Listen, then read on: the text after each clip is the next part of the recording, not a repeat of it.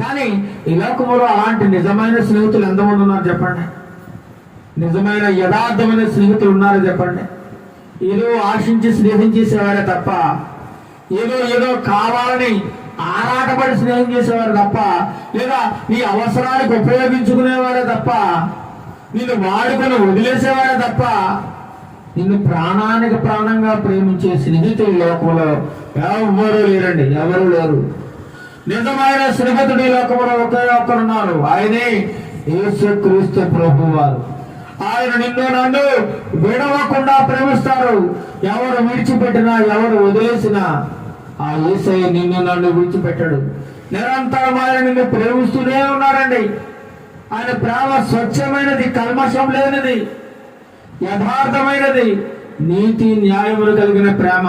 మరి అలాంటి ప్రేమ ఈ లోకంలో నీకు దొరకాలంటే చాలా కష్టం.